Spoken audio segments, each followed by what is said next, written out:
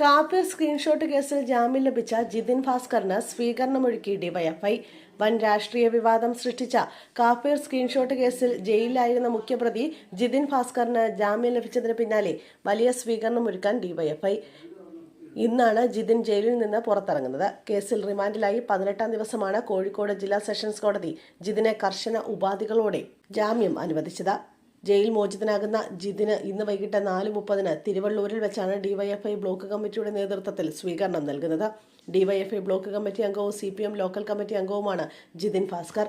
Case പൂർണ്ണമായും രാഷ്ട്രീയ പ്രേരിതമെന്നാണ് ഡിവൈഎഫ്ഐയുടെ വിശദീകരണം. ജിതിന് സ്ക്രീൻഷോട്ട് നിർമ്മാണത്തിൽ യാതൊരു പങ്കുമില്ലെന്ന് ഡിവൈഎഫ്ഐ വാദിക്കുമ്പോഴും അദ്ദേഹം തന്നെയാണ് ഇത് നിർമ്മിച്ചതെന്നും പ്രചരിപ്പിച്ചതെന്നുമാണ് പോലീസ് വ്യക്തമാക്കുന്നത്.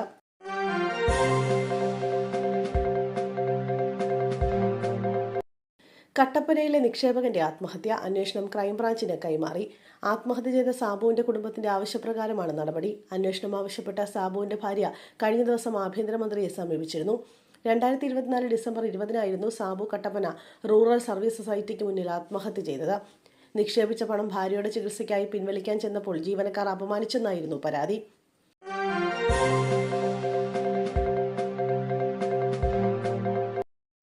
വനിതാ കൗൺസിലർക്ക് നേരെ കത്തിവീശി പരാതിയുമായി എത്തി വയോധികൻ. അർഹമായ ആനുകൂല്യങ്ങൾ നിഷേധിച്ചതിൽ പ്രകോപിതനായി നഗരസഭാ ഓഫീസിലെത്തിയ വയോധികൻ വനിതാ കൗൺസിലർക്ക് നേരെ കത്തിവീശി.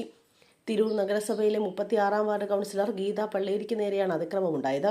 പ്രതിയായ KG പടി സ്വദേശി ചെമ്മഞ്ചേരി കൃഷ്ണൻകുട്ടിയെ ഓഫീസിലുണ്ടായിരുന്ന യുവാക്കൾ ചേർന്ന് തടയുകയും കയ്യിലുണ്ടായിരുന്ന കത്തി പിടിച്ചു വാങ്ങുകയുമായിരുന്നു. വയോധികനും തിരൂർ നഗരസഭ 36-ാം വാർഡിലെ താമസക്കാരനായ KG പടി സ്വദേശി ചെമ്പഞ്ചേരി കൃഷ്ണൻകുട്ടിയാണ് ആനുകൂല്യങ്ങൾ നിഷേധിച്ചതിൽ ക്ഷുഭിതനായി നഗരസഭാ ഓഫീസിലെത്തി വാർഡ് കൗൺസിലറായ ഗീത പള്ളേരിയെ കത്തികൊണ്ട് കുത്താൻ ശ്രമിച്ചത്. ഭാര്യ മരിച്ചുപോയതിനാൽ തനിച്ചാണ് കൃഷ്ണൻകുട്ടി താമസിക്കുന്നത്. വീട്ടിൽ കിണറില്ലാത്തതിനാൽ വർഷങ്ങളായി കുടിവെള്ളത്തിന് പ്രയാസം നേരിടുന്നുണ്ട്. നഗരസഭയിൽ പലതവണ പറഞ്ഞിട്ടും നടപടി ഉണ്ടായിട്ടില്ലെന്നും ദരിദ്രർക്കുള്ള ഭക്ഷ്യക്കിറ്റ് പോലും ലഭിക്കുന്നില്ലെന്നും കൃഷ്ണൻകുട്ടി പറഞ്ഞു.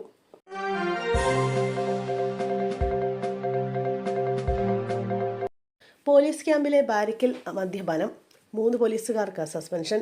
എറണാകുളം ഹിൽ പാലസ് പോലീസ് ക്യാമ്പിലെ ബാരിക്കിനുള്ളിൽ മദ്യപിച്ച 3 പോലീസുകാരെ സർവീസിൽ നിന്ന് സസ്പെൻഡ് ചെയ്തു. KIP 1-ാം ബറ്റാലിയനെ ഉദ്യോഗസ്ഥനായ KU Abhilash, N Nawaz, M Vishnu എന്നിവർക്കെതിരെയാണ് നടപടി. ക്യാമ്പിൽ നടന്ന പതിവ് പരിശോധനയ്ക്കിടെയാണ് ഇവർ ബാരിക്കിലിരുന്ന് മദ്യപിക്കുന്നതായി കണ്ടെത്തിയത്. ഇവരിൽ നിന്ന് മദ്യക്കുപ്പികളും ഗ്ലാസുകളും പിടിച്ചെടുത്തിട്ടുണ്ട്.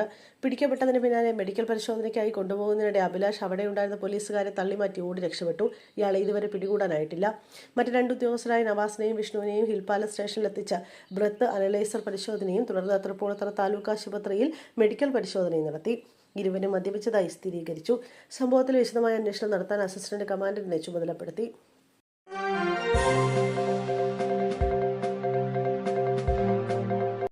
വളർത്തുമീന് തീറ്റ കൊടുക്കാൻ പോകുന്നതിനിടെ ബോട്ട് മറിഞ്ഞ അപകടം. നെടുമ്പുഴയിൽ ബോട്ട് മറിഞ്ഞ് കാണാതായ 2 പേരുടെ മൃതദേഹം കണ്ടെത്തി. കല്ലൂർ സ്വദേശിയുടെയും സുഹൃത്തിന്റെയും മൃതദേഹങ്ങളാണ് കണ്ടെത്തിയത്. ഇന്നലെയായിരുന്നു പാടത്തെ വളർത്തുമീനിന് തീറ്റ കൊടുക്കാൻ പോകുന്നതിനിടെ ബോട്ട് മറിഞ്ഞത്. 5 പേരടങ്ങുന്ന സംഘമായിരുന്നു കോൾപ്പാടത്തേക്ക് പോയത്. പാടത്തിന് നടുവിൽ വെച്ച ബോട്ട് മുങ്ങുകയായിരുന്നു.